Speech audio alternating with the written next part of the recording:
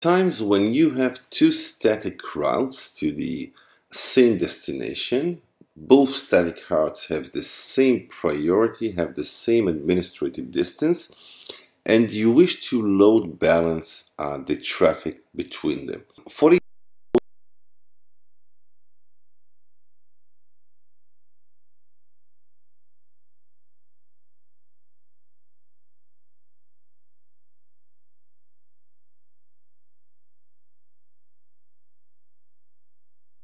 administrative distance. Let's look at both. They are in the routing table, in the active routing table, and yes, they are. And now let's configure system setting. Sorry for that. It always happens. And set v4 ECMP mode. ECMP is equal cost multipath. That says actually that whenever we have two static routes using the same priority and administrative distance, Fortigate will load balance the traffic. How will it load the traffic? Well, there are actually four different algorithms using the same source IP, using an interface weight, usage, that is whenever on one interface you get into a specific threshold, the traffic moves to another interface, and you can also use the same destination and source IP. And now we move on to our fourth command, which is the link health monitor. Link health monitor is a mechanism that protects your Fortigate from a route failover. Now assume that your Fortigate has two ISP connections, ISP1 and ISP2. The first connection, which is WAN1 connection, is active since it has a lower distance. The second static route is not active. Now, whenever Fortigate notices that the route through WAN1 is not working anymore, it transfers, or it makes the second route, the second static route, it makes it active. It makes it active so it can route the traffic to the internet. How do we do it? We use link health monitor. Config system link monitor, edit, that is the name of the link health monitor, set the source interface, and now set the server, that is the server that we will probe. It can be 8888, which is Google's DNS server, or any other stable server. Set the gateway IP. Now set the protocol. It can be using ping, or it can use TCP echo or UDP echo, and then set the update static route to enable. Moving on to our last command, which is the Diagnose firewall proute list. Now this command actually shows us the policy-based routes table. Now you can create a policy-based route, which is a much granular way to create routes using the policy routes under the network menu. Use it carefully, and use it only when you have a very specific needs from your route entry.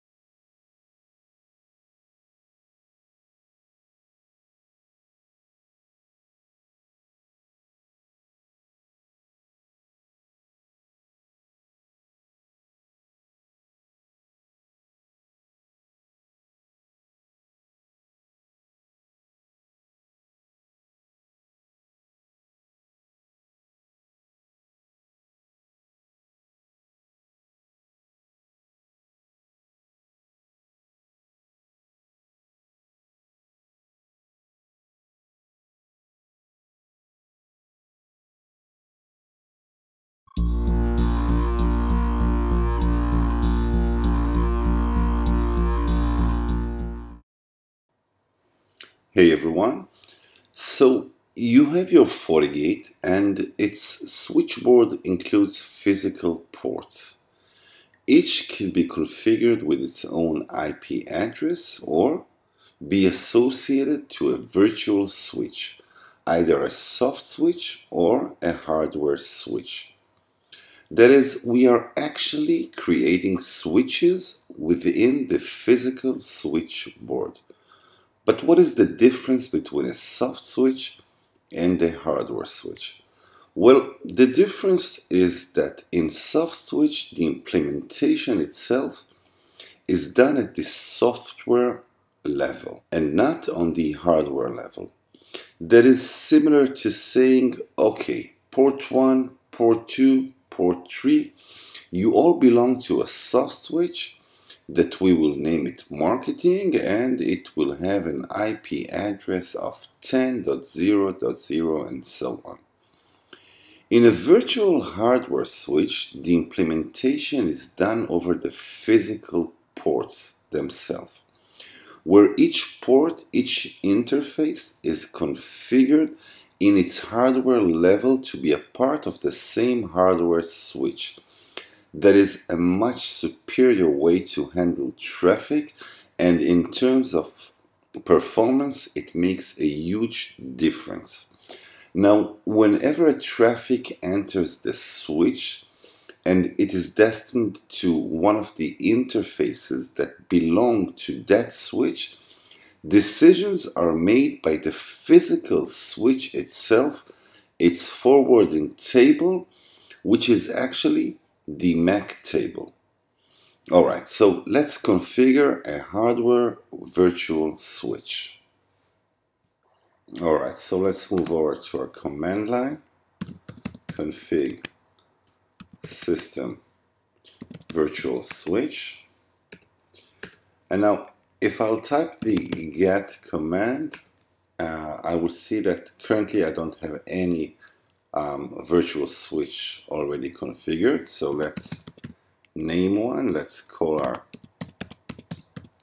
virtual switch, let's call it marketing. And let's set it up from the physical switchboard. All right, and now let's configure the different ports that will make out this switch. So let's use internal 4 and let's use internal 5 also, and let's use internal 6.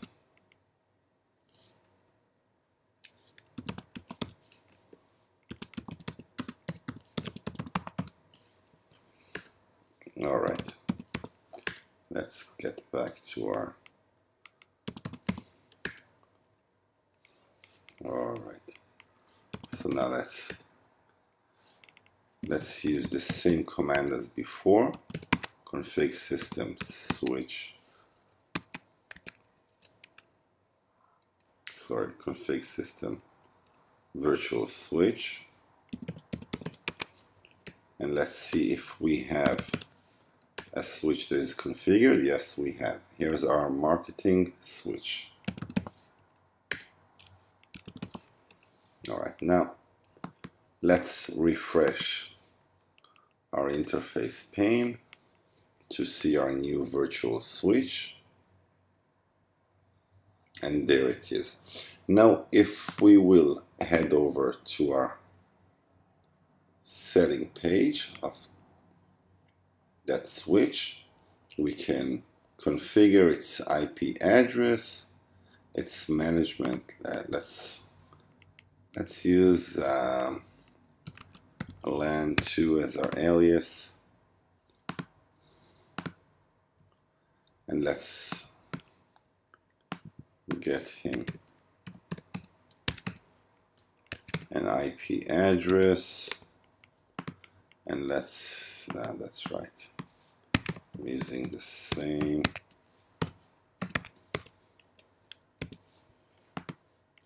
Let's allow anyone to connect to it using HTTP and HTTPS, and let's allow ping also. And every device, every appliance that will connect to that subnet will get an IP from its DHCP server. And let's also add up device detection. Okay.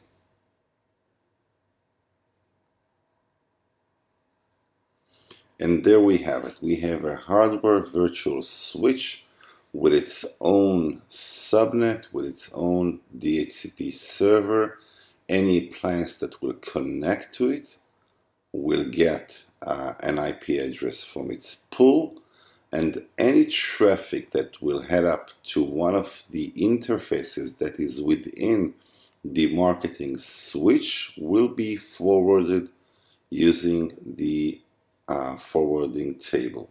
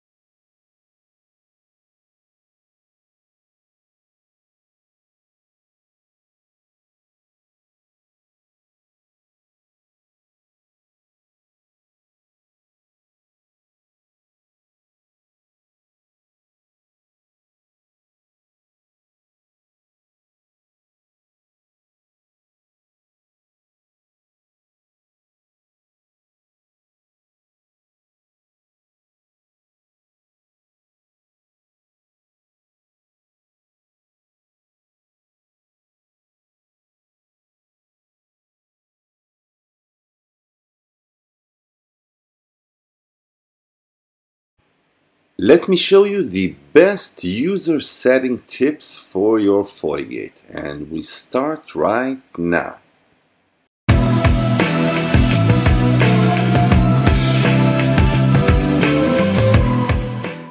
To get more easy setup tips for your Fortigate firewall, subscribe now and don't forget to click on the bell notification and you won't miss anything.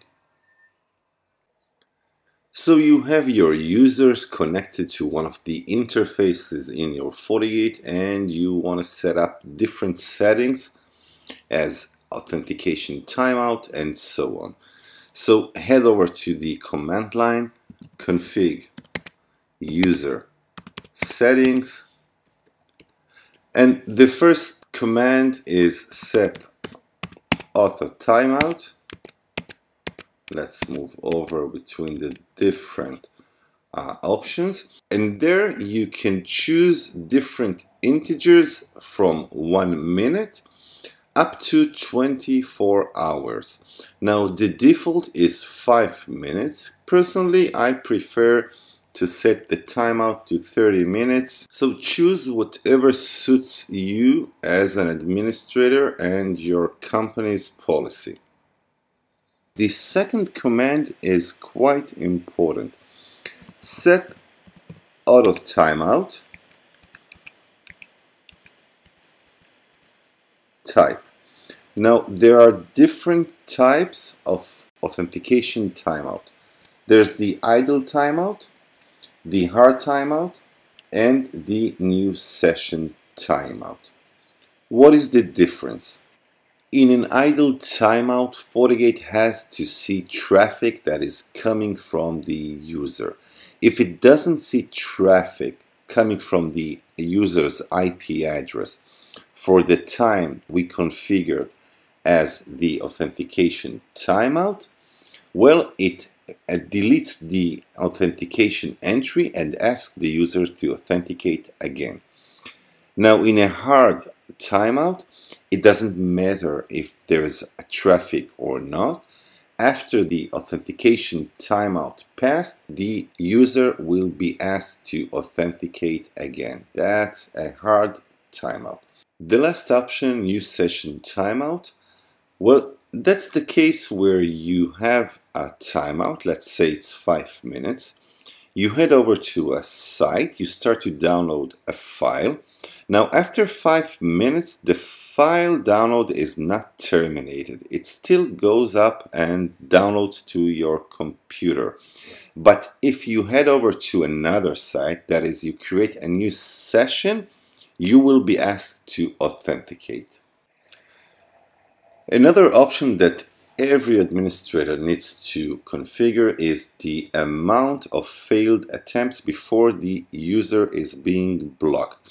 That is the number of time a user can fail authentication until it is being blocked. Now, the default is currently 5. You can change it up to 100 times. I usually use 3 times. So that is set auth invalid maximum, that is the maximum number of invalid login attempts, and let's set it to 3. Some of your user will probably head over through a captive portal, that is outsource employees and so on. So you can set the set auto portal timeout. That is the amount of time that those employees will need to authenticate again to an integer of between 1 up to 30 minutes.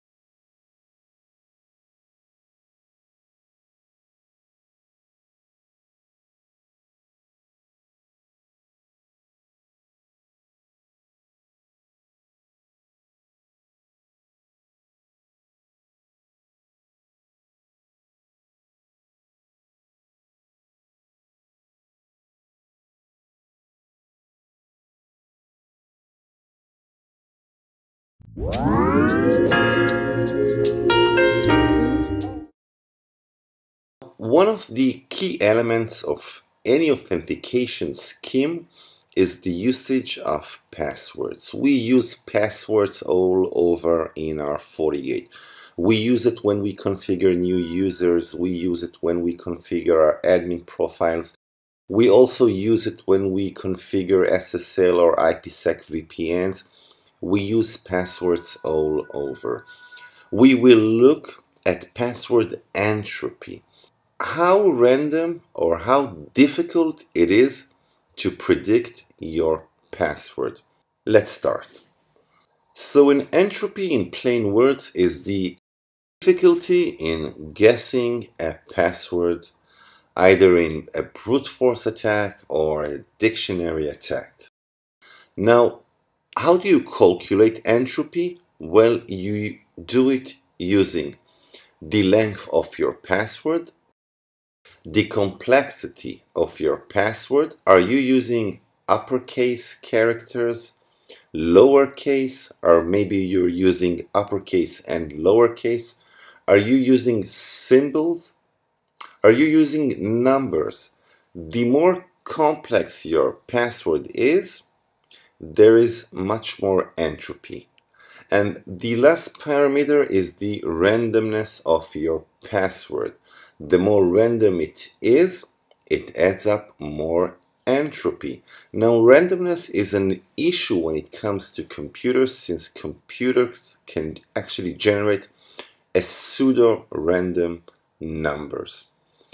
Alright, so let's look at an entropy example and things will be much more clearer. So we are calculating entropy using the following formula. H equals L. L is the length of your password. H is the total binary bits of an entropy. Entropy is calculated using bits. And N is the number of possible symbols in a password. So a password length of 8 characters from the entire alphabet, that is uppercase, lowercase, symbols, and numbers, will get us to an entropy of 2 to the 52. So this password has about 52 bits of entropy, and it is a strong password. The higher your password entropy, the less predictable your password patterns are for a computer. As far as password, 36, 37 bits of entropy are rather good. Another example is when we use a keylog that has only 10 digits, that is 0 to 9. So if we use only 5 characters, you know what, if we use 4 characters, we usually use 4 characters as our passwords in a panlock keypad. So that is 10 to the power of 4. 10 to the power of 4 is 10,000. So the key space of the password is 10,000 passwords. If we use 5 characters out of the 10 digits, it is 10 to the power of 5, which is only 100,000 passwords, and the entropy is only 16 bits. So this is not a good password in the digital world. It may be a good one in the physical world. If we use only lower letters in the English alphabet, we have 26 letters in the English alphabet, and we use a password of 7 characters. That is 26 to the power of 7. It gets us to a total of 8.3 billion passwords. The entropy there is 32 bits only, so still it is not a good password. If we use 8 characters out of the 26, that is 26 to the power of 8, we have 208 billion possibilities. That's the key space. The entropy is 37, which is quite good, though nowadays we use passwords with more complexity, that is using the uppercase and the lowercase plus numbers and symbols.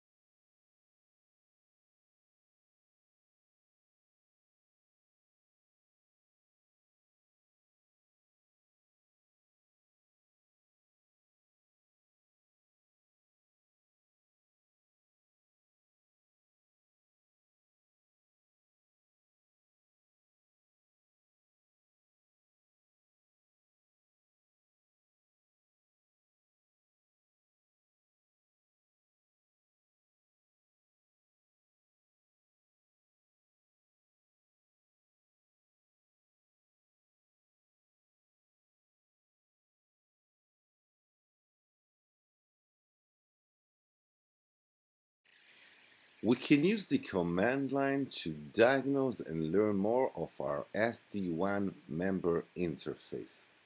Coming up.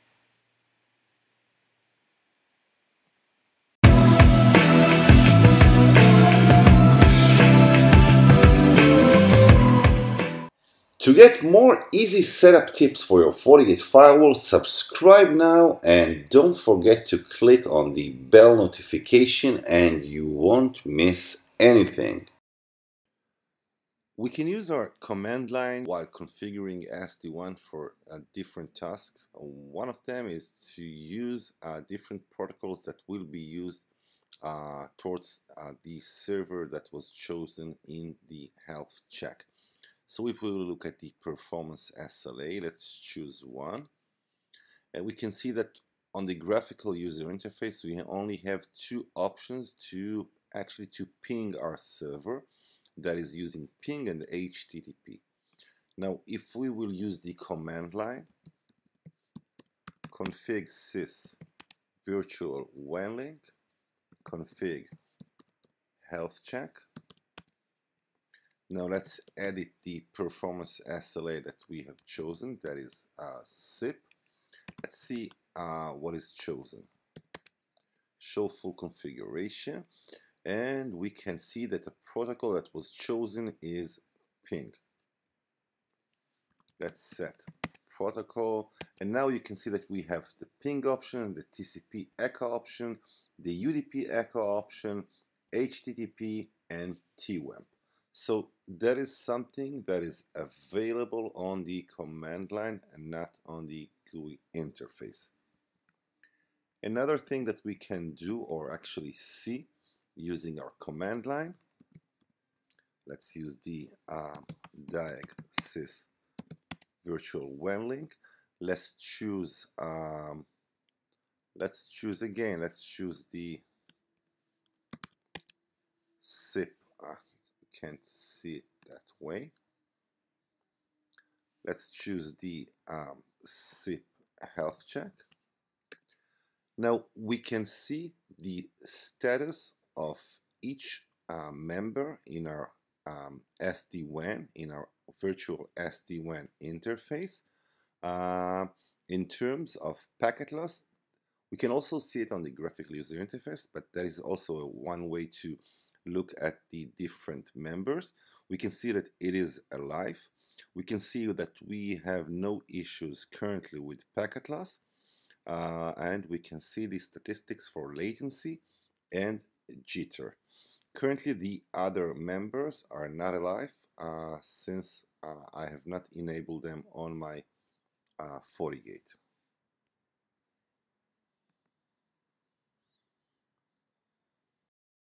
Now, whenever we use performance SLA, we are actually telling our Fortigate to probe different services. We can configure up to 2 servers that will be used as beacons. We are doing that to check the status, the health of the different members of the SD-WAN interface.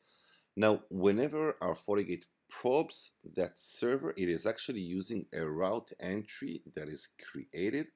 Let's see that route entry. So we will use the get router info kernel, and those entries are actually flagged.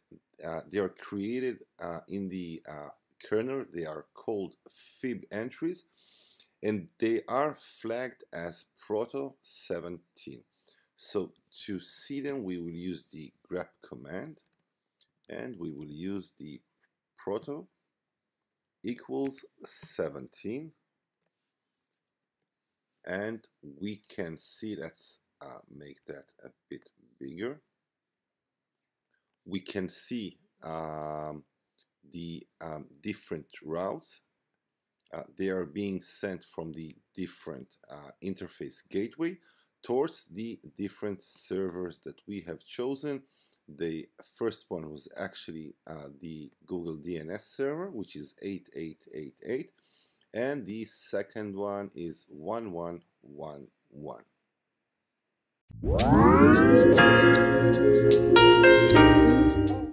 Hey everyone, so here we are at part 4 of certificate operations in your Fortigate.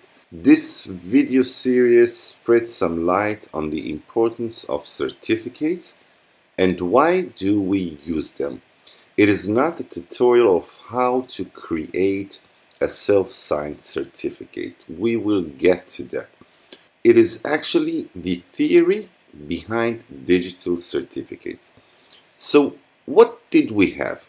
We had symmetric encryption, where the two parties share the same secret key.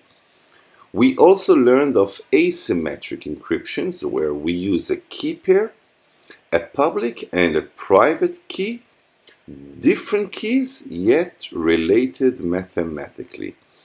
And then we had, at part 3, we had hash functions, a one-way function that takes any input and transform it into a digest, a hash value that is not reversible and is collision free. That is, no two different inputs can produce the same hash value. Alright, so let's connect the dots. A CA, which is a certificate authority, issues digital certificate. This digital certificate also contains the public key of the entity who requested the digital certificate. It can be just about any web server out there. Another thing that it does is signing the digital certificate. How it does so? It hashes the digital certificate along with the public key and then encrypts it using its private key, using the CA's private key. Now, when a browser connects to a secure web server, it gets the certificate along with a digital signature. Think about it as two different files. It opens the digital signature using the public key of the CA. It has the public key of the CA in its certificate root directory. Now, any browser keeps its certificates, its CA certificates, in a different place. Now, as the file is being decrypted, he gets the hash of the digital certificate value. He then takes the digital certificate, the original one, hashes it using the same hash algorithm that was used by the CA. The type of the algorithm is also present on the certificate itself. We can see it right here. If both hash values are the same, then we have a proof that the entity who sent the certificate is the one who it claims to be. So we have used asymmetric encryption and hash functions to prove the authenticity of the entity. Now, the two parties, the browser and the web server, will negotiate the symmetric encryption that will be used as the encryption algorithm, the cipher itself, to encrypt the communication between them. We saw that we can list processes, sort them out, and even terminate them whenever they demand too much resources. On our last part of knowing your processes, we will see how we can, in one CLI command, see the top most CPU demanding processes.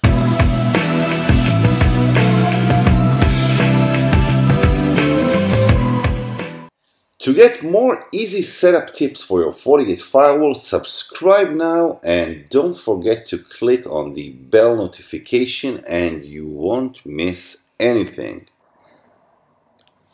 One of the features that we saw using the Diag System command is that we can list the most demanding processes, either CPU and memory, using the M and the P character when it is pressed. Now, there is another command, which is the get system performance top, which lists only the most demanding CPU processes. Let's see it in action. So we use the get sys, sorry for that, get sys performance top.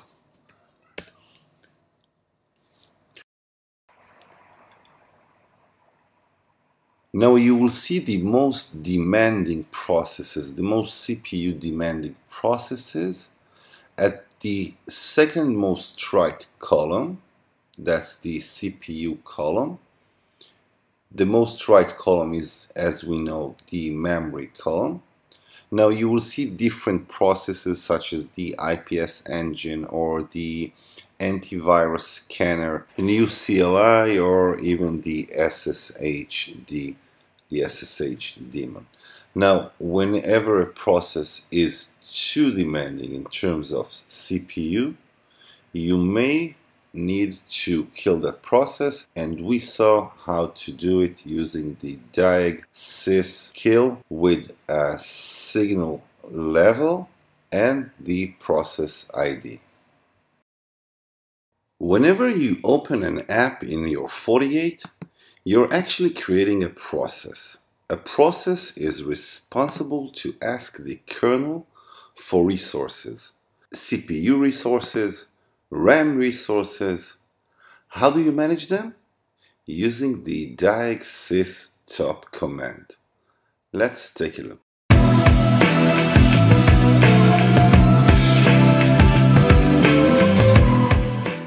To get more easy setup tips for your Fortigate firewall, subscribe now and don't forget to click on the bell notification and you won't miss anything. There are some different ways to sort up the processes that are running on your Fortigate, but one of the most popular Diagnose command is the Diag sys top command. Now, whenever you launch the Diag sys command, you will see the different processes that are currently running on your Fortigate. Now, you can filter those processes using the Diag sys top, and now you can set up a number, an integer, that will actually behave as the interval between the processes and the amount of processes that you wish to see. I've chosen 5 and 20 processes. So I have 20 processes and the interval that they will refresh is 5 seconds. Now let's take a look at the information that is being shown here. Let me stop just to look at those processes without interfering. So what I have here is the name of the process. New CLI is the JavaScript command line, HTTPS, the DNS proxy, and so on. I also have the process ID, which I may use if I wish to kill that process.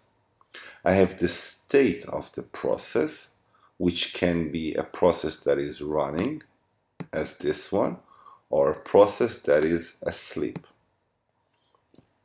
Moving on to the 2 more pieces of information that we have.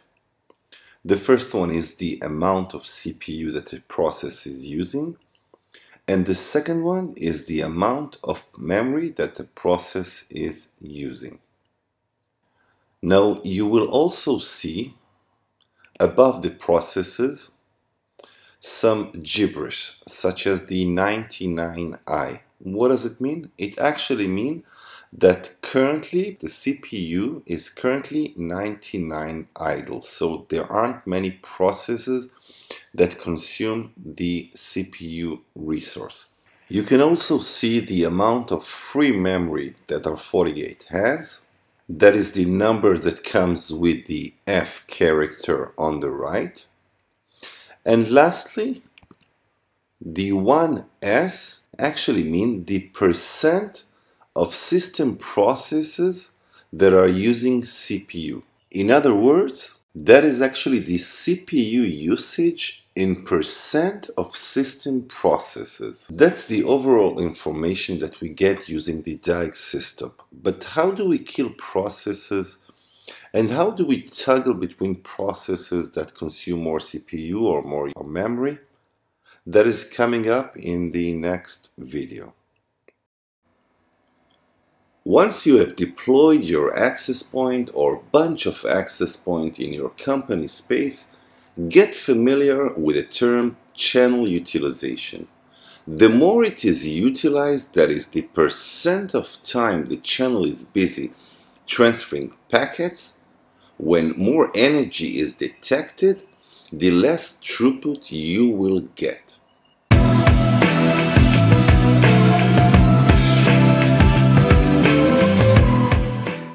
To get more easy setup tips for your Fortigate firewall, subscribe now and don't forget to click on the bell notification and you won't miss anything. When you deploy real-time applications such as voice over IP and video streaming, the recommendation is that you won't have more than 50% airtime utilization.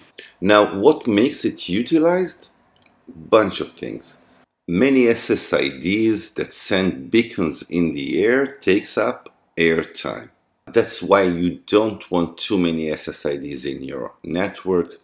The beacon interval, which usually is 100 milliseconds, is also responsible for the utilization of your channel, and old clients that support the old standards of B and G also utilize a lot of airtime. So what do?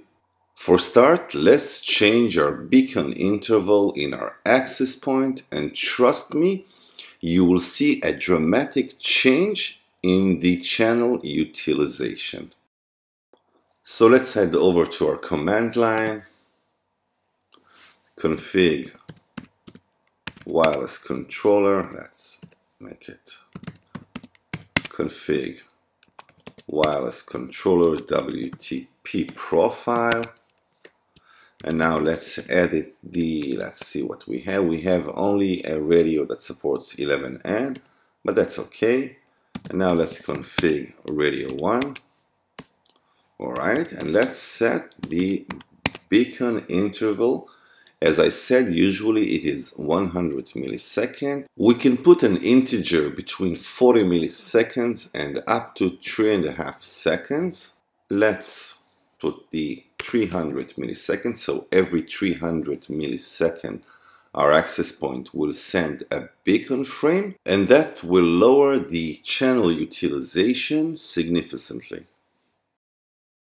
We have already learned how we can list system processes and show their output on the command line.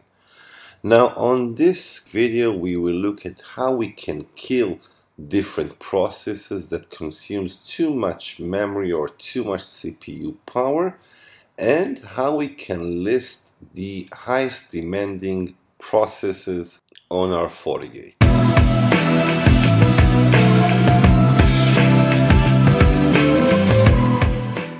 To get more easy setup tips for your Fortigate firewall, subscribe now and don't forget to click on the bell notification and you won't miss anything. So you're using a high-level encryption in your VPN, you're using IPS to scan different patterns and anomalies, you're using antivirus, and you keep logging of just about anything. Well, all of that consumes lots and lots of CPU resources and memory. Let's take a look at the Diag System command. Let's make an interval of 20 and with 10 processes. Alright, now using the M character, you just need to type the M character. We can sort out the processes that consumes the highest memory and in our case it is the DNS proxy. If we press the P character, that P is for CPU, we will see the different processes that consume the highest CPU resources, and in our case it is HTTPS daemon. Now the next step is to kill the process that causes you lots of issues. That is the last step before you reboot your Fortigate. Let's do a Control-C. To kill a process, you use the Diag System kill. Now you enter what is called a signal. That is a term that comes from Linux and Unix, which is actually a polite way to ask your system to stop the process, and it can be a more aggressive way to tell your system, it depends on the number, to tell your system to kill the process. Now we can use different signal numbers. We will use 15, which is an aggressive way to tell your system kill that process, and we will list the process ID. Now the process ID, as we know, is the second column. So let's use the DNS proxy process, which is 94. Alright, now we have just killed that process. And here we can see that the DNS proxy process has actually been terminated. We saw that we can list processes, sort them out, and even terminate them whenever they demand too much resources. On our last part of knowing your processes, we will see how we can, in one CLI command, see the top most CPU demanding processes.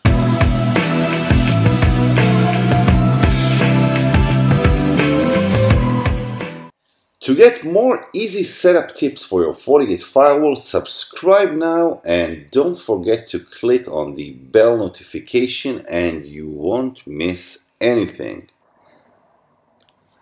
One of the features that we saw using the Diag System command is that we can list the most demanding processes, either CPU and memory, using the M and the P character when it is pressed. Now there is another command, which is the get system performance top, which lists only the most demanding CPU processes. Let's see it in action. So we use the get sys, sorry for that, get sys performance top.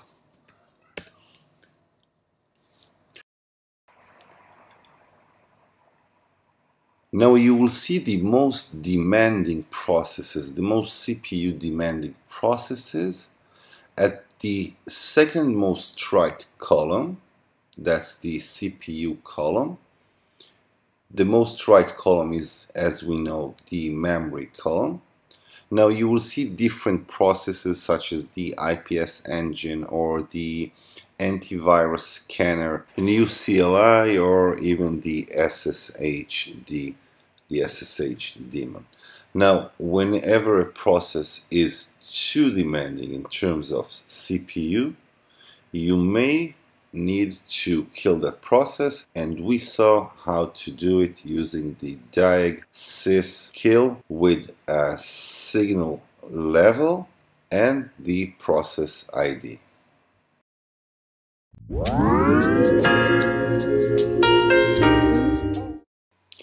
So your access points have been deployed. How can you limit the amount of clients that will connect to your access point, to a specific access point? Client limitation is crucial whenever you have high density deployments and you want your clients to move between access point whenever there is a good signal strength between them and an adjacent access point. Well, you can limit the threshold, you can limit the amount of clients. It can be 10, 20, 30 clients per access point. But you can also control the threshold, the load balancing threshold, so whenever a client has enough signal strength to another access point, it will roam to that access point. Let's see how we do it. Alright, so let's use our command line to enable the access point handoff, to limit the number of clients to that access point, and to configure a threshold. So let's configure the wireless controller WTP profile. There it is. And let's use one of the default profiles, which is the 11N only. Let's configure the radio. And let's set the access point handoff to enable. Alright. And now let's move back and configure the handoff station threshold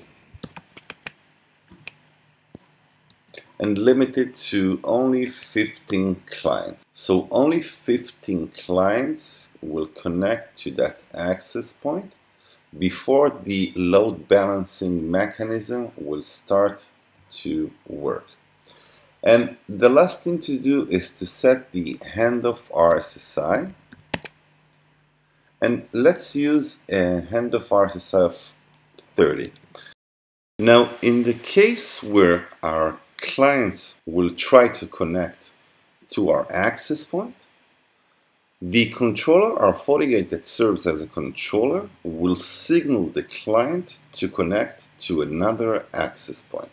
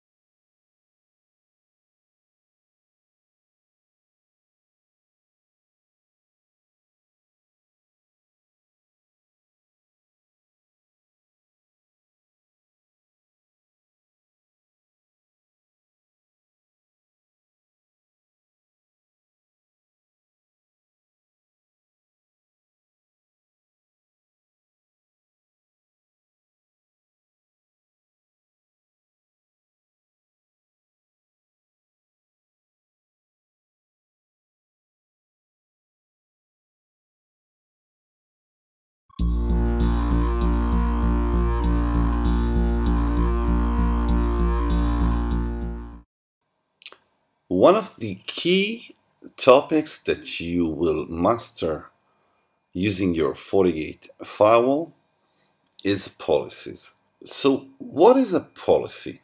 Why do we need policies, and how do we configure policies? Well, a policy is a rule that when a traffic flows from one interface to the other, it matches different patterns of the traffic. It matches the interface that the traffic comes from, the destination interface that the traffic is heading towards. It also matches the source of the traffic, its IP address, if it belongs to a user or a user group. If it belongs to a specific device, it can be a PC, it can be a smartphone. And when done, when traffic matches your rules, your specific patterns, then the policy takes the security profiles action, which is an intensive process that looks into the payload itself and looks for different patterns to identify the traffic, to look for viruses, to look for anomalies. We will look at IPS and antivirus later on. And then when all goes well, the policy decides whether to NAT the traffic and whether to log it. Policy is actually a three-step procedure. Let's look at a very simple policy. We will create one now. Now on our policy, the first part is the part where we look for matching traffic. Let's name our policy. Let's call it full access. And let's decide that we wish to allow any user that sits on a specific LAN. It can be your marketing division LAN, it can be your finance LAN. Each LAN will probably have a different subnet, to get out to the internet over the outgoing interface, which is our WAN interface. Our WAN interface is the interface that is connected to our ISP. Now, in terms of source, we will allow any source to get out to the internet. We can also limit it to specific users or different user group. We can create a user or a user group using the plus sign. We can also limit the traffic to a specific device. So if we, for example, want only Linux devices to get out to the internet, we can limit it to a Linux PC. Now, we will not do it. As for destination, we are not limiting. We will let anyone get out to any destination, but we can limit the destination towards a specific address. As for scheduling, we can limit our policy to work on a specific day, on a specific hour, but we will not do it. Anyone can get out to the internet always. And the last part of the first step in our policy procedure is this service. We can limit this service to be HTTP, HTTPS, or any other service, any other protocol that we wish to limit our users, but we will not do it. Users can use just about any protocol, any service. And then we decide on the action. Are we accepting the traffic? Are we denying it? Or maybe we are using it as a learn policy. A learn policy is a very specific policy that actually triggers security profiles beneath that no one really knows that it's there, and it learns our traffic and creates a report that we can look into and see users' traffic, most used applications, threats, and so on.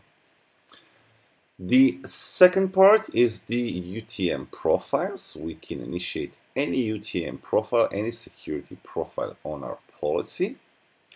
And the third part is whether we are enabling NAT. We have seen how NAT works using a NAT overload, IP pools, or maybe central NAT. And then we decide whether we want our policy to be logged with log all sessions or only security events. That's the basics of a simple full access policy.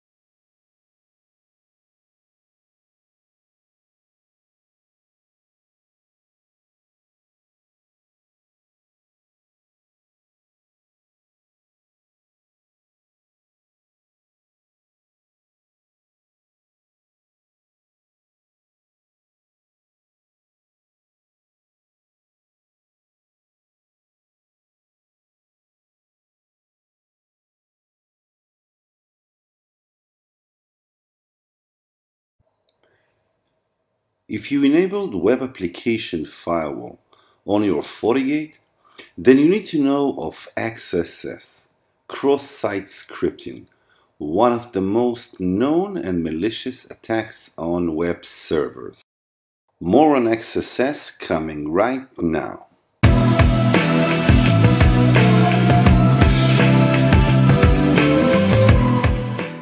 To get more easy setup tips for your Fortigate firewall, subscribe now and don't forget to click on the bell notification and you won't miss anything. When you think of web apps, any web app, in its basic, it is built around three components. That's the very basic. There's HTML, the markup language. There's the programming language which adds interactivity into the page itself. We usually use JavaScript. And there's the CSS, which is responsible for the styling. Now, think of a web app that when a user enters an input into one of the forms, fields, or any place that a user input is needed, it doesn't sanitize between a pure data, that is text, and a malicious code. Malicious attackers use XSS for different reasons. It can be a harmful reason, such as changing the look and feel of the web app, its background image, or color or type of font, but it can also be used to steal cookies from the user, to grab screenshots of its computer, or to even insert a keylogger that will send any keystroke to a specific URL. There are actually two types of XSS attacks. The first one is reflected XSS, that is XSS attack or malicious script that is reflected on the victim's browser. And the second one is stored XSS, which is the malicious code that is stored in the web app database and is executed every time when the user calls the specific function. Now, what can you do with XSS? Well, just about anything.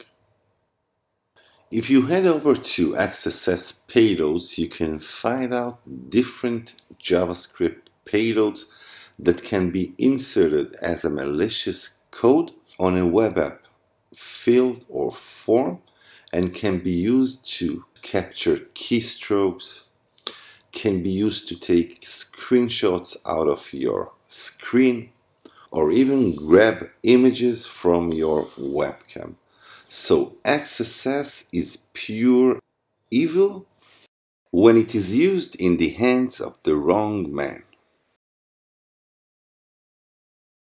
Let's look at how the JavaScript itself looks like. So that's the JavaScript itself. Now, in most of the cases, the JavaScript code also takes the information that it grabs. It can be a screenshot from your computer or even your cookies that are being stolen and sends it to the attacker URL where they can grab it and use it against you. One very known attack is when you use XSS to steal some other user's cookies and then you head over to the same website and pretend to be that user.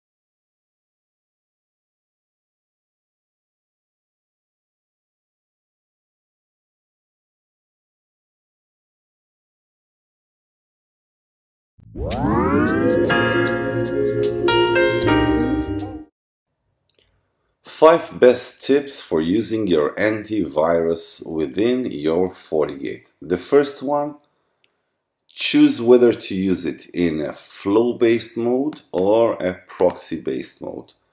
You can see that in a flow-based mode, the features are quite limited, but moving into a proxy-based mode,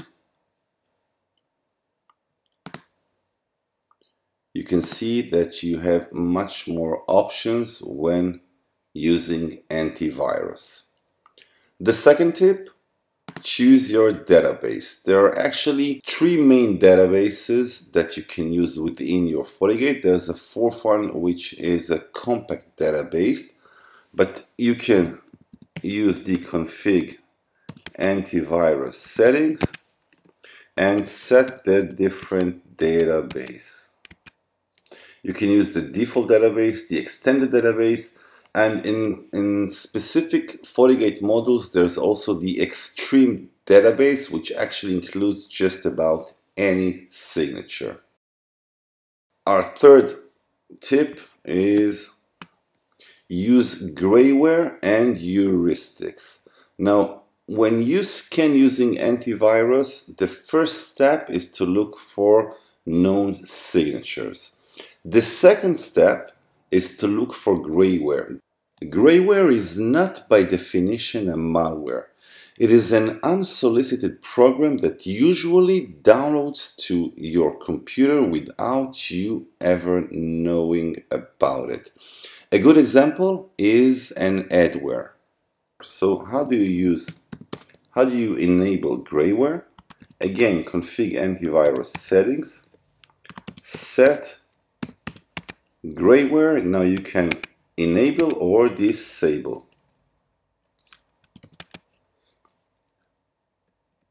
My tip, always make grayware enable. Alright, now for the fourth tip, use heuristics. Now what is heuristic? Heuristics, let's just, alright. Let's config antivirus, but this time not settings, but heuristics. Now, heuristics is actually an analysis of behavior, the way a file behaves. Now, Fortigate looks for different patterns, and if the file behaves in a suspicious way, you can determine what to do with it.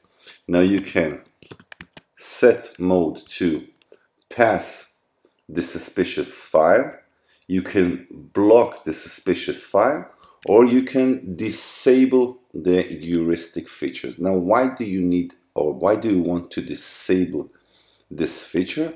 Because it adds up much more false positive events. So use it carefully. My fifth tip and the last tip is use hardware acceleration for antivirus scanning. Now, acceleration works only on the flow-based antivirus, not on the proxy one. And Fortigate models that features the NP4 or the NP6 can accelerate the antivirus processing to enhance performance. So use it by typing in your command line config IPS global, set npxl mode and choose none or basic. Basic actually enables the acceleration itself. And the last tip that I have for you guys is don't forget to subscribe to FortiTip. Let me show you the best application control tips for your Fortigate, and we start right now.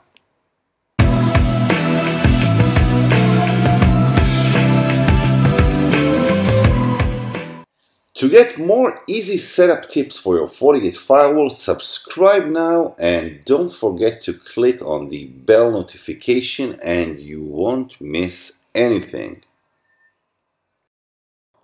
Application control scans your traffic, your network traffic for applications that you wish to control. Now it does so using the IPS, the Intrusion Prevention System engine, and its protocol decoders. Now the order of the operation is quite significant. The first thing it scans is the application override, that is different signatures. The second thing is filter override, where you can group applications that have the same behavior, such as excessive bandwidth. And the last thing it does is scans for the different categories.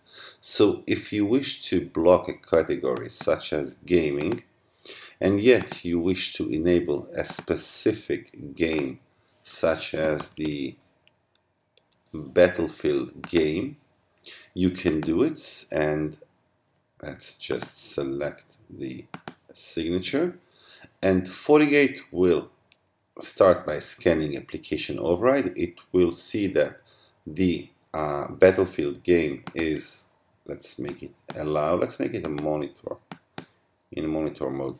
It will allow the game, still it will monitor it, keep logs of it, and then it will look for the filter overrides. Currently we don't have anything in the filter overrides, and then it will look at the categories where it will block any other game. When the IPS engine finds a match to an application, it tells your Fortigate that it found an application ID number. Now, Fortinet keeps a database of some thousands of applications. Each one has its own ID. If you wish to see the different IDs for the different application, you use the CLI, config application list, edit 0, config entries, edit 0, and then set application and a question mark. And now you can scroll between the different applications and their ID. The next tip may seem obvious, but I have seen cases where users created application control sensor and believed that it is globally enabled on any firewall policy. Well, that's not the case. Whenever you create an application sensor, name it, and then use it in your different policies, and the application sensor will be available only through that policy alone.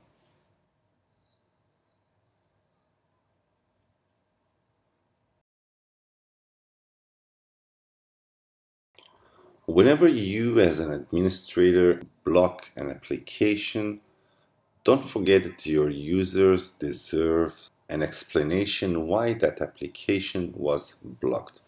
So for an HTTP based application, you can use the replacement messages for HTTP based application. Make sure that it is enabled.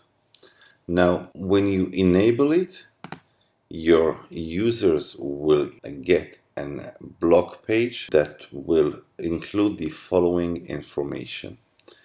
The signature that detected the application, the signatures category, either gaming or peer-to-peer, the URL that was specifically blocked, the client source, that's the IP address of the client, and the server's destination.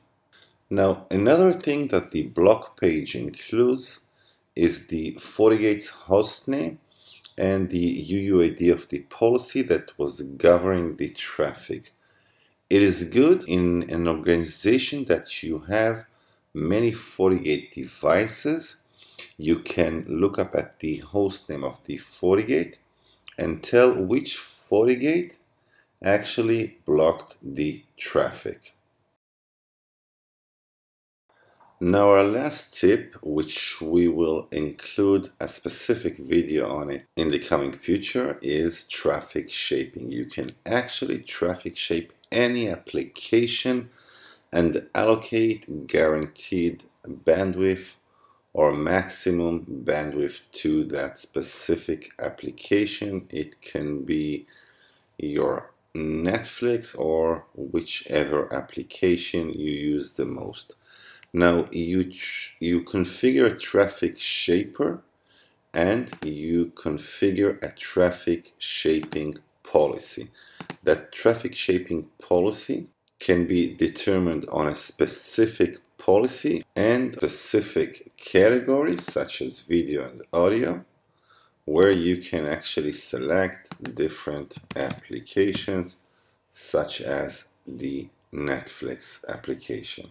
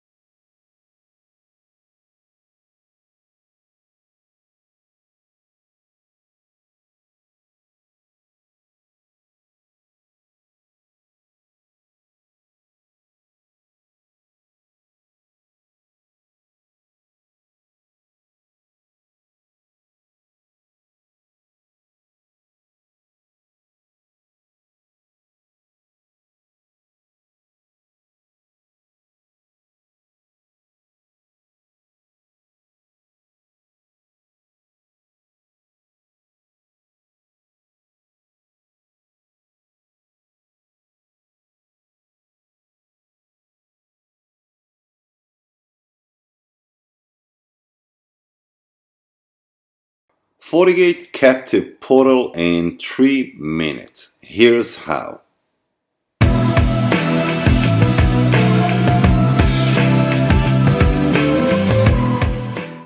To get more easy setup tips for your Fortigate firewall, subscribe now and don't forget to click on the bell notification and you won't miss anything.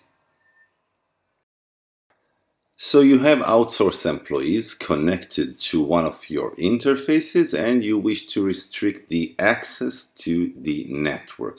What do? You use captive portal. How? Here's how. The first thing to do is to create a new user group that is dedicated to those outsourced employees. So let's create one. Let's use the guest as our user group, and let's use email as a method to deliver the password for that captive portal. The expiration of the account is 4 hours, but you can change it. That's the first step.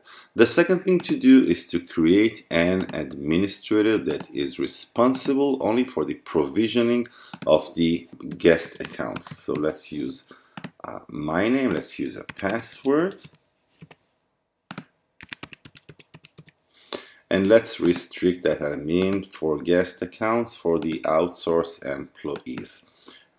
Now, the third thing to do is to head over to that interfaces that our employees will connect through. And let's move over to the security mode. Let's choose, usually it is none.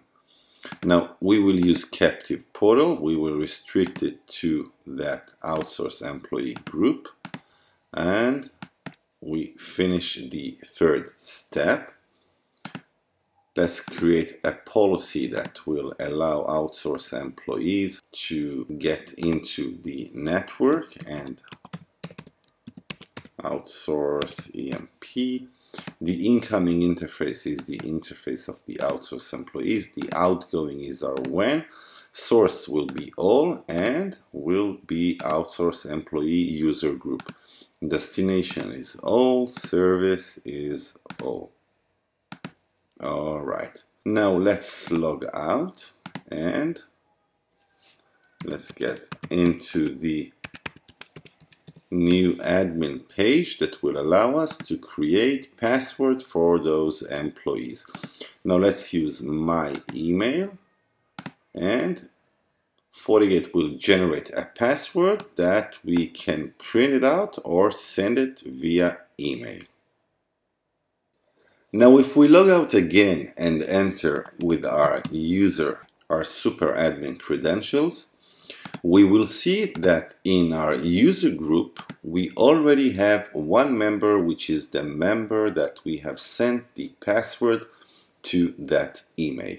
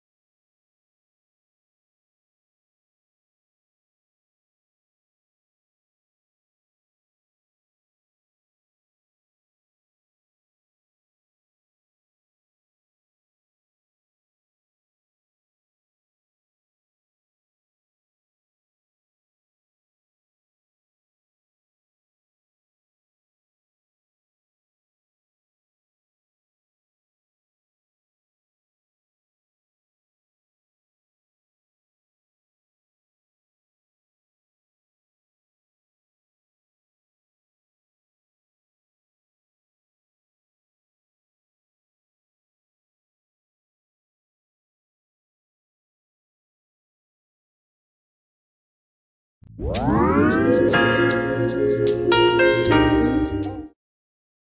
everyone, this is the second part of how certificates work.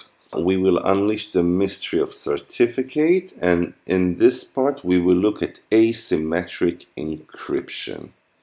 Well, asymmetric encryption works using a key pair.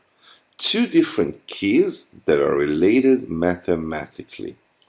Now, one key, which is the private key, should be kept safe. That's the secret key.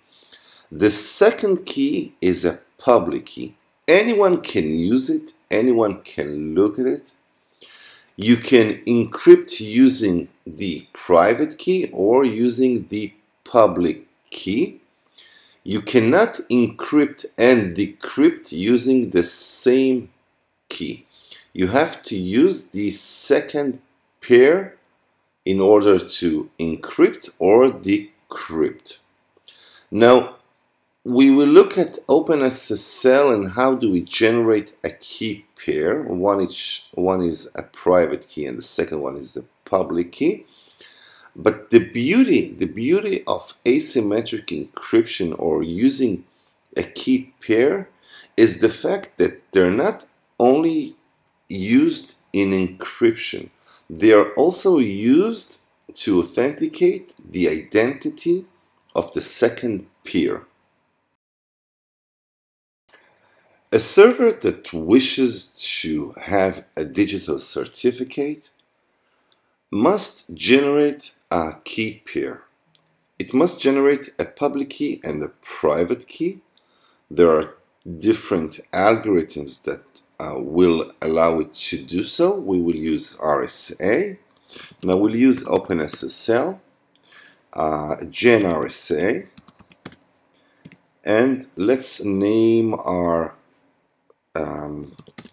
key pair. Let's name it Fortigate, and let's contain it in a PM format, which is a container that will include both keys. And let's decide that the size of the keys will be 2048 bit. And that's about it. Now, if we wish to see both the public key and the private key, to inspect them individually, we can do so using the following command: OpenSSL RSA. Let's insert the file that we have just created, fortigate.pm, and let's get the public key out of it, and let's name it mykey.pub. Alright, it's writing it. Let's see how it looks. Let's open the key, and that's our public key. Now, if we wish to see the private key, we can use the following command: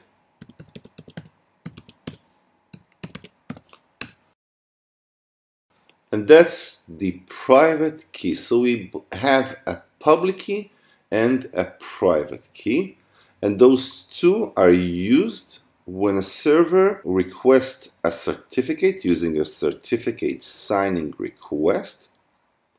It sends the public key as a part of its information. We will look later on how a certificate authority takes that information and actually creates a digital certificate plus a digital signature that will prove that he or it is the one that it claims to be.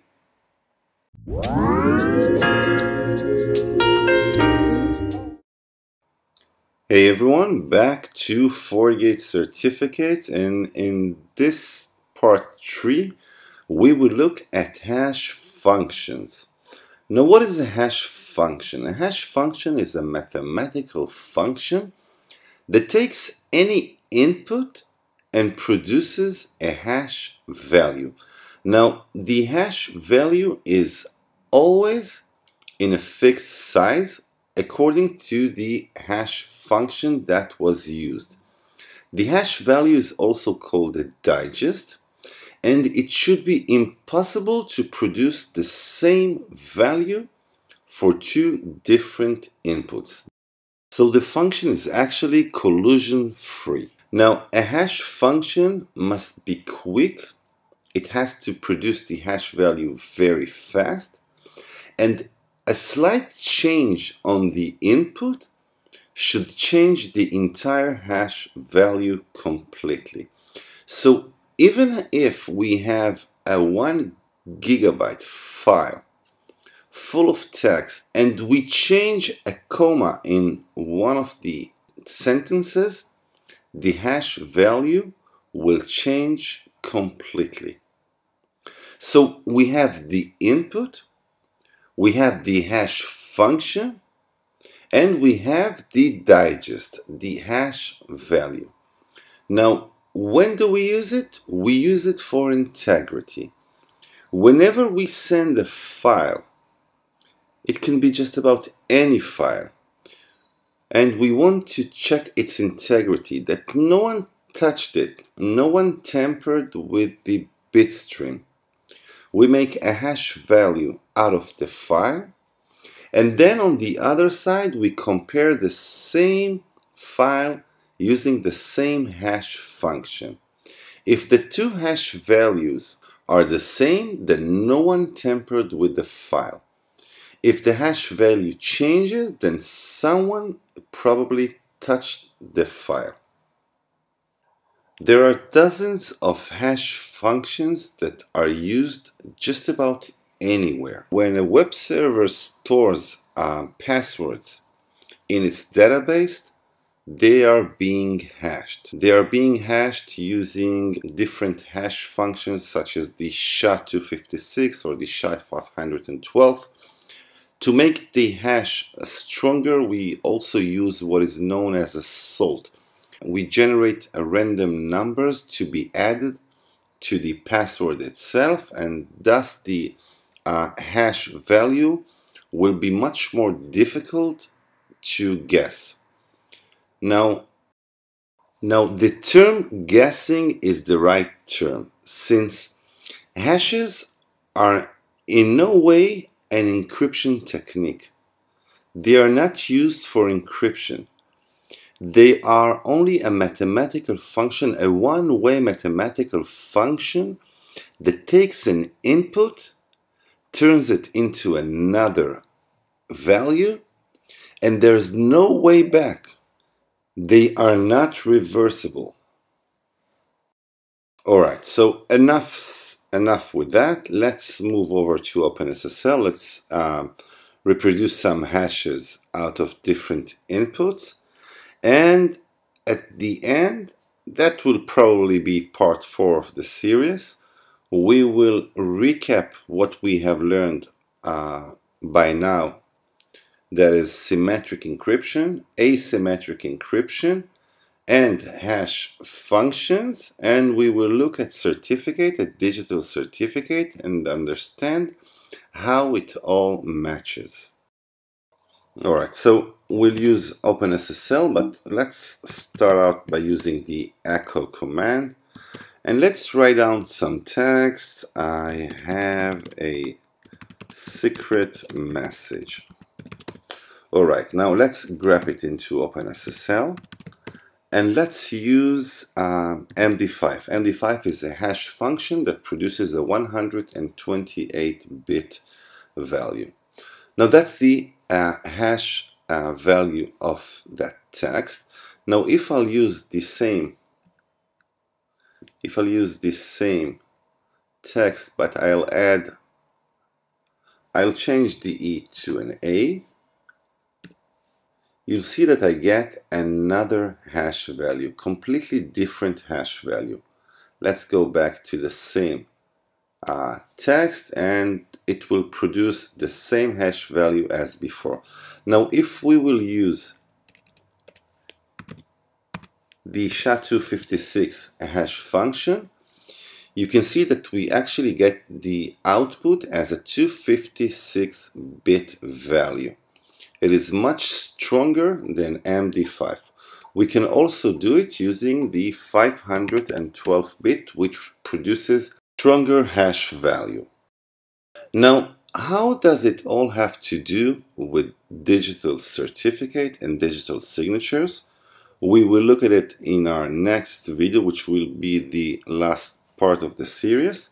But let's just look out at a digital certificate. And as you can see, we have the public key, which is the asymmetric encryption. We also have a signature algorithm, which is the hash function, as we just spoke about. And in part 4, we will see how it all mixes out with the symmetric encryption to make sure that we have confidentiality, authenticity, and integrity.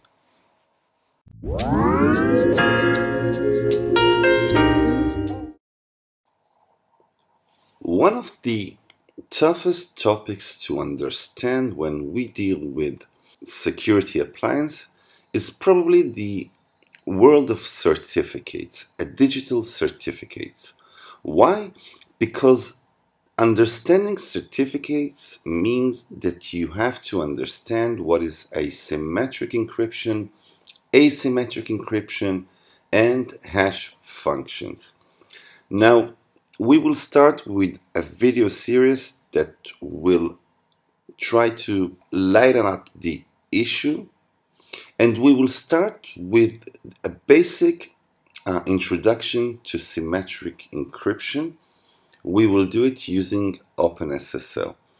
So asymmetric encryption means, and that is the very basic meaning, that we take a plain text, we use an algorithm, which is a mathematical function that uses substitution and uses transpositioning, and we are using a key that is known to both parties.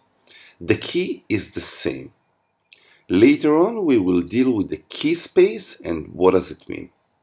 And now we will take the plain text and we will use the algorithm together with the key to turn it into a ciphertext. So if we'll open up a text file and let's write down Fortinet secret key, and now let's save it. Let's save the file as Fortinet. Let's open it again just to make sure that we have the plain text. And now let's use OpenSSL. Let's use AES 128. AES is a symmetric encryption algorithm.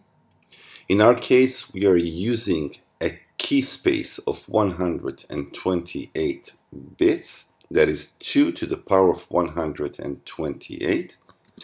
And let's insert the Fortinet text and let's output as ciphertext. Let's call it cipher Fortinet. We are asked to insert a password. The password is not the key. The password is part of the key derivation. So let's enter the password. Let's enter it again. And now we have a ciphertext. Let's look at the ciphertext.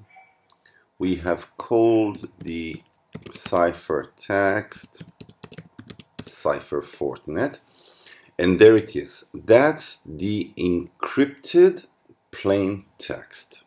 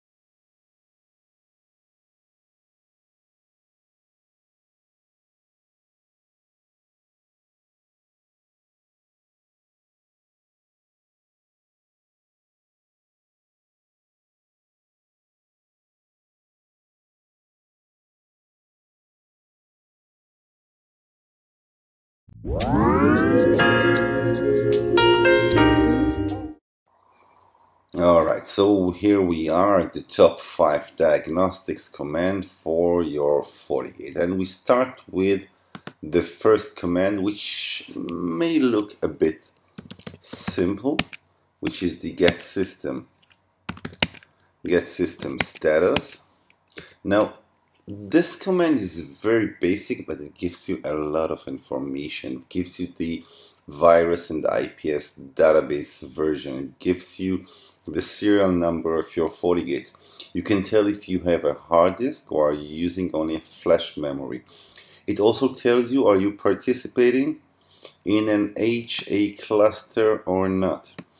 It gives you information of the operation mode. Are you working in a NAT mode or maybe a transparent mode?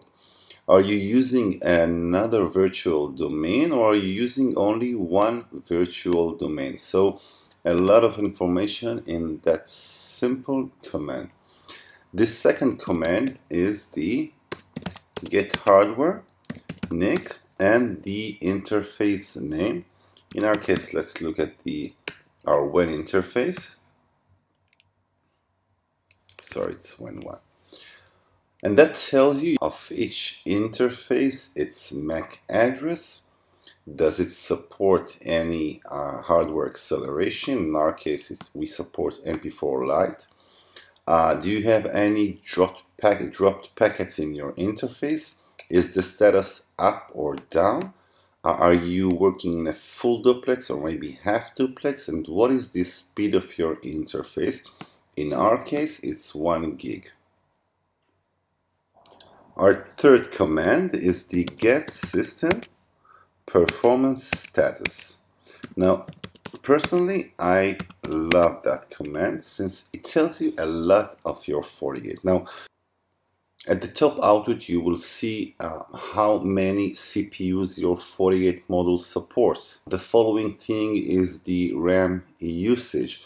And at the bottom, the output shows your network traffic, the amount of average sessions per minute, and so on. So you have your CPU usage, you have your RAM usage, and your network usage. Next up is probably one of the most known when you deal with the Fortinet firewall, and that is the Diagnose debug flow, which actually shows you the flow of your traffic from the CPU perspective.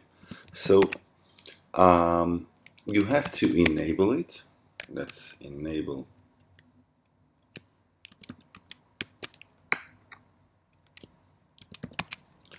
And then you use the Diagnose debug flow. You usually use filters, since if you are not filtering your traffic, there could be tons of traffic that will be shown on your command line and it won't be so easy to analyze. So let's filter a specific address, which is the 10.0.3.16. And now the next thing to do is to diagnose debug flow and trace. And let's use a count of 10 packets to show. And it shows us tons of information from the specific source host that we have chosen to just about anywhere that the traffic flows. It shows us the source NAT and the destination NAT, and it shows us the policy that is being used. A great tool for debugging and troubleshooting. Alright, now the next command is the Diag session list, which shows you the sessions that are being handled on your FortiGate, and that also shows us tons of information. You can see the different protocols that are being used. You can also use it using specific filters or grabbing different source address, and that will show you a limited portion of the information that is relevant towards a specific host only. And Our last command is the Diag System, which is similar to the top command in Linux, and that shows you each and every process in your FortiGate. It shows you the process name, the process ID. It shows you its state. Is it asleep or maybe it is running? It shows you how much memory is being consumed and how much CPU is being consumed.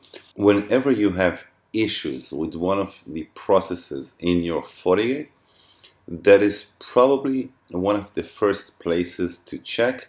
And before we end this video, please don't forget to subscribe.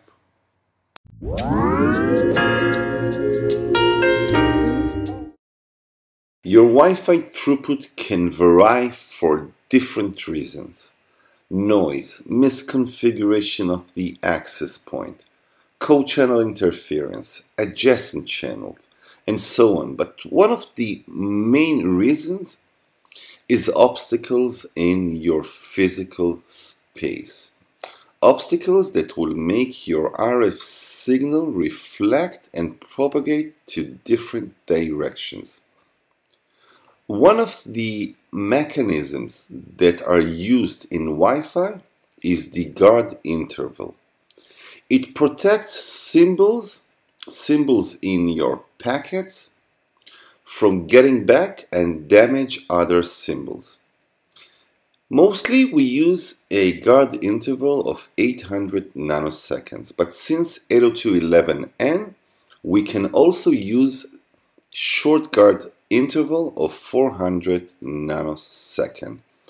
It can help you increase the throughput in your Wi-Fi deployment, but don't use short guard interval whenever you have high density deployment. Let's try it out, and please comment me back on this video and tell me if it helped you to increase your throughput. I can tell you that in my case, it actually helped me to increase my throughput in about 10%. So let's do it. So let's move over to the CLI. Let's configure the wireless controller WTP profile.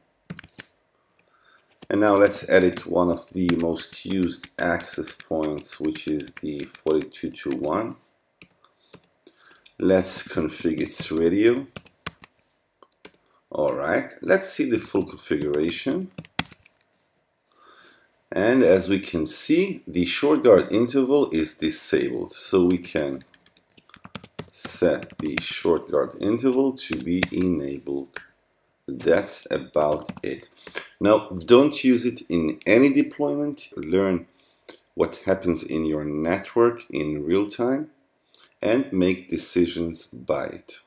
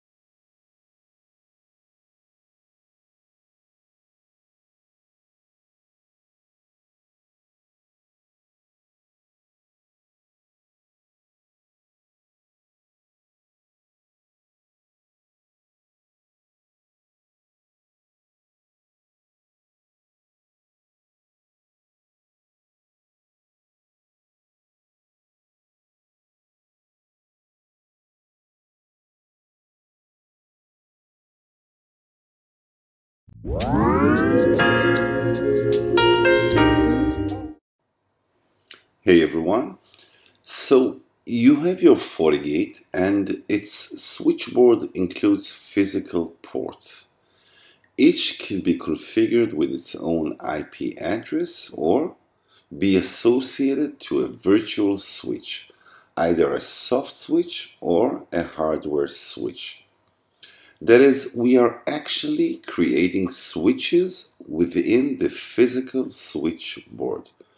But what is the difference between a soft switch and a hardware switch?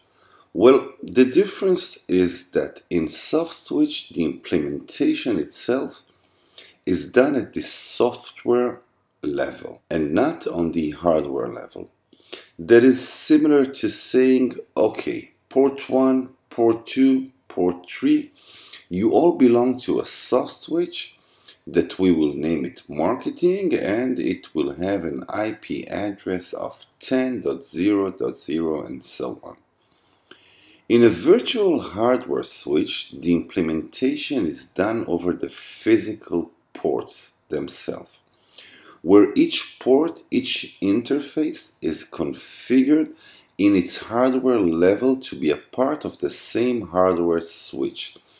That is a much superior way to handle traffic, and in terms of performance, it makes a huge difference. Now, whenever traffic enters the switch and it is destined to one of the interfaces that belong to that switch, decisions are made by the physical switch itself, its forwarding table, which is actually the MAC table. Alright, so let's configure a hardware virtual switch. Alright, so let's move over to our command line, config system virtual switch. And now if I'll type the get command, I will see that currently I don't have any virtual switch already configured. So let's name one. Let's call our virtual switch, let's call it marketing. And let's set it up from the physical switchboard. Alright, and now let's configure the different ports that will make out this switch. So let's use internal 4 and let's use internal 5 also, and let's use internal 6.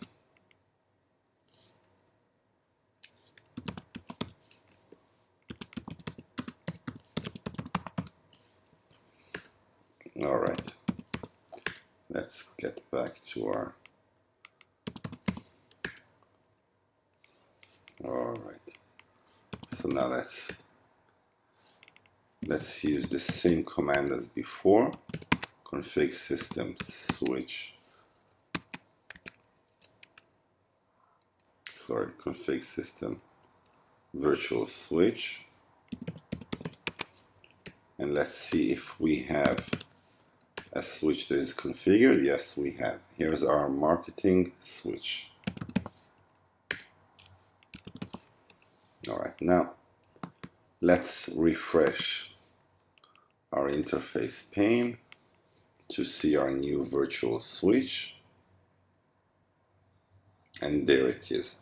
Now, if we will head over to our setting page of that switch, we can configure its IP address, its management. Let's use LAN2 as our alias, and let's get him an IP address, and that's right. I'm using the same.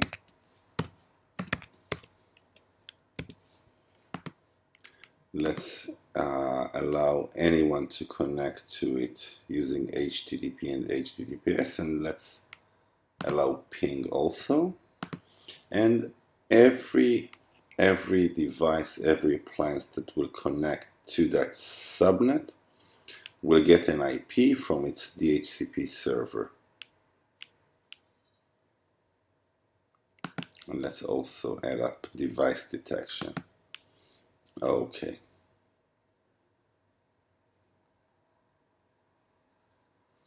And there we have it. We have a hardware virtual switch with its own subnet, with its own DHCP server.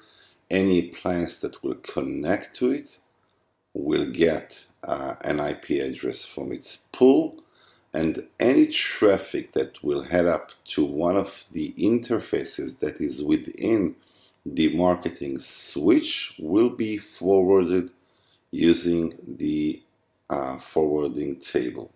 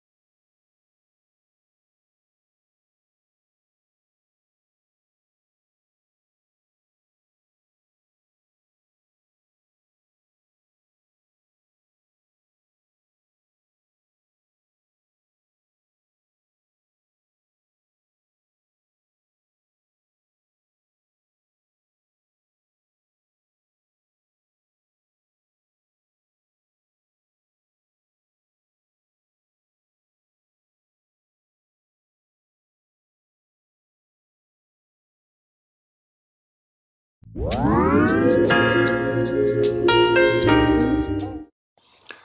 of the coolest features of your Fortigate is its ability to packet capture just about any traffic that flows from different sources towards different destinations. Now you can capture packets using two ways. The first one is using the GUI itself in network packet capture, and you can enable different filters, but the way that I like is the TCP dump way. That is doing it in the command line interface. And I didn't mention TCP dump for nothing. The syntax is very similar. Now, if you use the GUI option, you can import the results into a pkf file and then open it in Wireshark. But we will use the CLI way, as I find it much more quicker to analyze. So the basic syntax for capturing packets is the diagnose command, and then we'll use this sniffer and packet. And now we will choose which interface to make the sniffing. Now we will not choose specific interface, so we'll use the any interface. We will not use any filter right now, we will use it very soon. The amount of verbosity, the amount of details which we will use is 4. Packet count will be 10.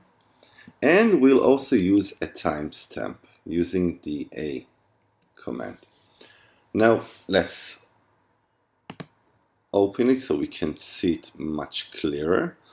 And we can see that we have action in our when1 interface with a source of 10.0.3.139 towards the Fortigate appliance itself, which is in the 10.0.3.16. We have different TCP packets using different flags, and we will use a specific filter that will define the if we can see any action that is being done using the ICMP protocol. If we will use the same command without the A at the end, we will get the same results, but without the timestamp. So use it when troubleshooting packets. Now, if we'll want to use, let's add the A. If we'll want to use a specific filter, as in the ICMP protocol, so we will see that once we enter the name of the protocol, and take a good notice, we have only 10 packets that are being shown. We can also use 20 packets and we will have 20 packets. We can use many filters in our command. Now you can look at the Fortinet documentary to see which filters are available when doing packet capture, but the most used are source and destination. We can determine specific hosts and specific protocols. So if we'll use the diagnose sniffer packet any, we can use host 10.0.3.139, which is my Mac, and ICMP as the protocol that I'm looking for.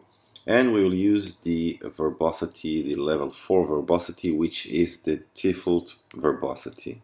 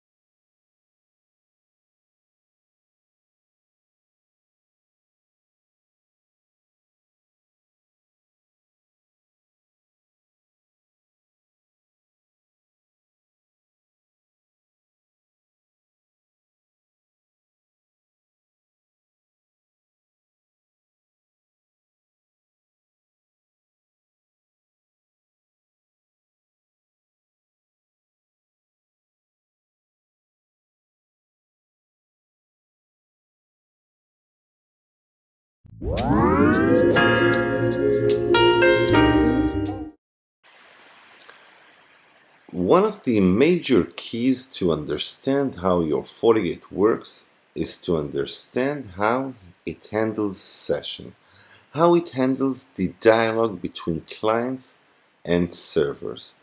Now, Fortigate is a session-aware firewall. We all know the get system session list, which gives us an overview of the sessions that are currently running on your Fortigate between different clients towards different destination. We can also see the source NAT. We can see which protocol is being used. Another well-known command is the Diag session list, which we can also filter based on the host IP or destination IP. But I would like to show you another command, which I'm not sure that is that popular, which is the get system session info full stat.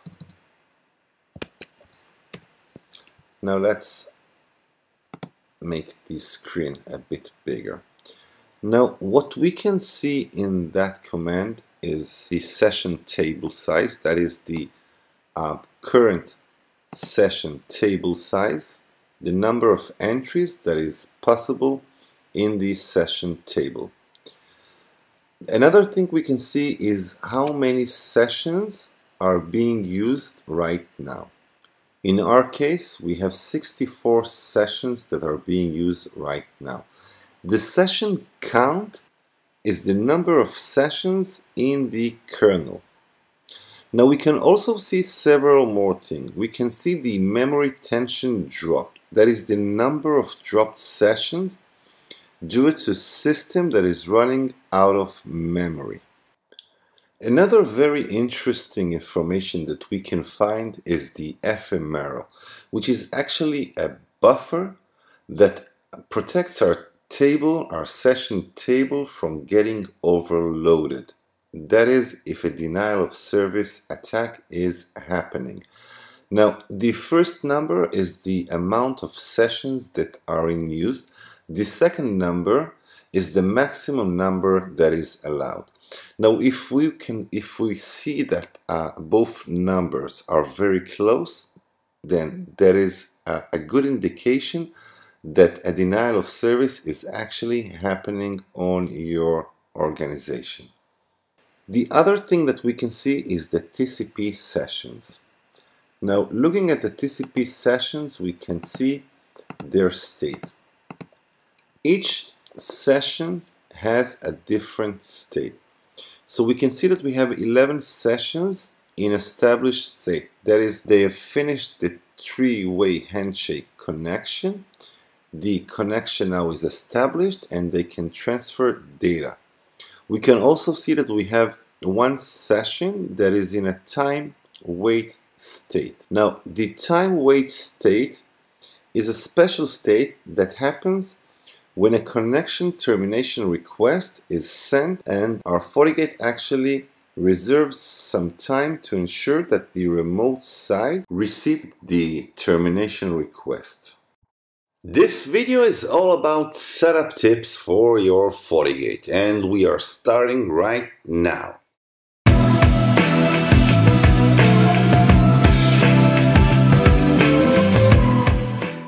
To get more easy setup tips for your Fortigate firewall, subscribe now and don't forget to click on the bell notification and you won't miss anything. One of the most common questions that I get every time is, how do I set up my Fortigate? I'm not interested currently in any intrusion prevention system sensors. I'm not interested in IPsec VPNs. I just have several interfaces connected to different clans and I need to set up my Fortigate for truly a basic operation. So in this video we will look at the basic setup configuration. As you know, in my channel you have tons of videos that deals with different aspects of your Fortigate. So the very first thing is to set up your administrator profile. You're probably the super admin of your Fortigate, so make sure that you connect through trusted host. If you need to set up a new admin, maybe a professional admin that will be responsible for another virtual domain or different aspects of your Fortigate, do it. So the next thing to do is to move over to network interfaces. You probably have different clans connected to different interfaces in your Fortigate.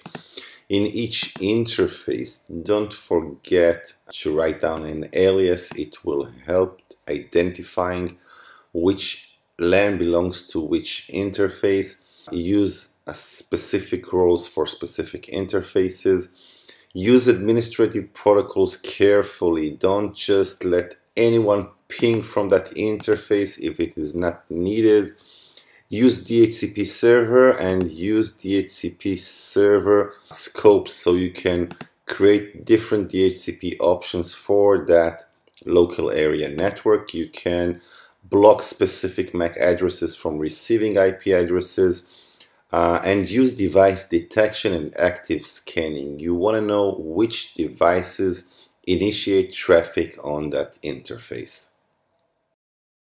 Now the next thing to do is to create or configure a static route that will lead to your ISP. Now it is usually created using the default route, which actually means that any packet that is destined to anywhere and it does not have any entry in the routing table should head up towards the specific gateway, which is usually the WAN gateway. The next thing to do is policy and objects. That is the bread and butter of your Fortigate firewall. It is where you create rules that match any traffic that comes in or gets out of your Fortigate. Assuming that it matches the traffic, you have two decisions. The first one is to accept, the second one is to deny. Now you can create different policies according to different topologies. The basic policy is the full access policy, which allows local area network to get out to the internet through the WAN interface. So incoming interface can be just about any LAN in your network. The outgoing is the WAN interface. Source can be different users' devices, but let's assume that we deal with just about anyone. Destination also can be specific destination, but let's assume that any destination is allowed. You can set up different scheduling and services. Now, Again, you can deny specific protocols, but for our case, we will allow any service. Now, the learn policy is another topic that I have made a video specifically on that, but that's not the issue right now. Now, whenever Fortigate matches the traffic, the next decisions are we going to log the traffic? Are we going to net the traffic? Net is also very, I would say, not difficult, but it is a tough topic to understand. And then it implies the security profiles, which can be antivirus, web filtering, IPS, and so on. And our last setup is actually moving into the Logon Report and see whatever happens in your Fortigate. Now, there's a lot of happening whenever a traffic comes in and gets out, whenever an admin logs in into one of the interfaces, whenever there's a VPN tunnel that initiates or stops working. You need to maximize your understanding on what is happening on your network, and the best thing to do is to look at the Logon Report and understand your network baseline. For years, it is known mostly as the #1 web application vulnerability, SQL injection, when a user input becomes an attack vector. Don't go anywhere.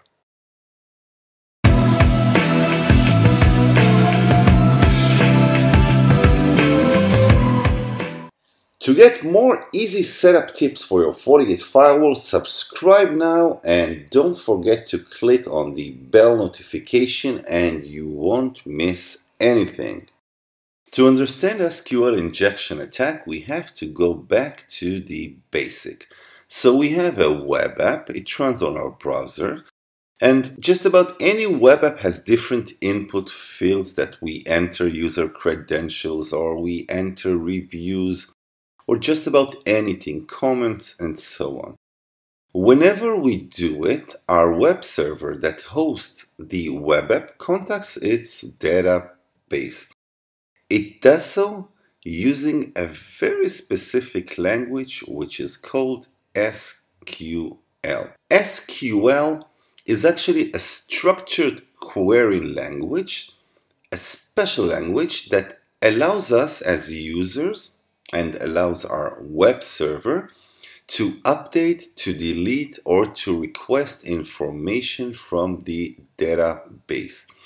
To do so, our web app sends SQL statements to the server. Now you can send a batch of SQL statements. There is a group of 2 or more SQL statements that are separated by semicolon. The server processes our request and returns back the results. Up until now, fantastic. It works just fine. Now, where is the vulnerability? When our web app just doesn't sanitize. It doesn't sanitize our user input. It doesn't differentiate between plain text that is used as the user input and an SQL statement that is entered in the input field and sent to the database. Let's look more closely.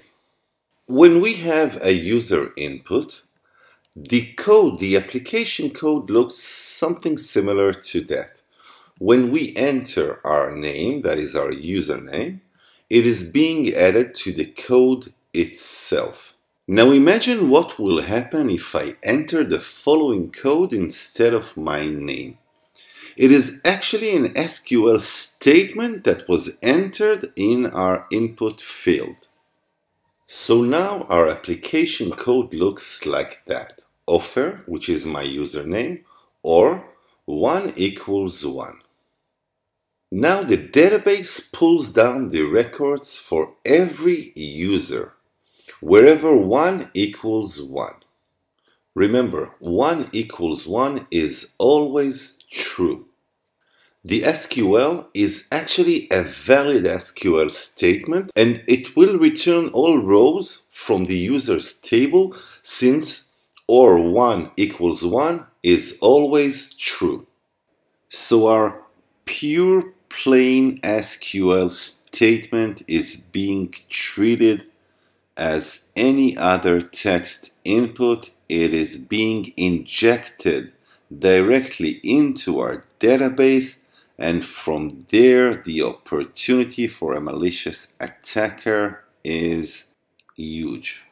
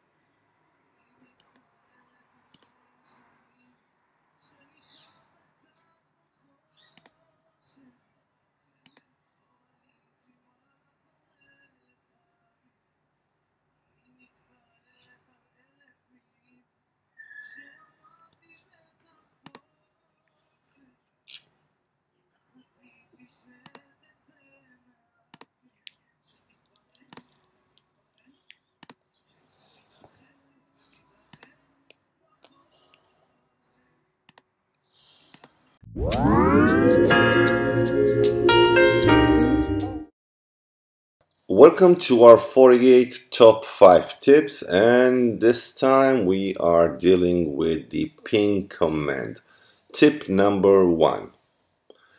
When we use the ping command, we use the execute command. So we'll use the execute ping and we'll choose our destination as 8888, which is Google's DNS server. Now we can see that our ping size is 56 bytes and Fortigate sends 5 packets at a time. Now we can change the size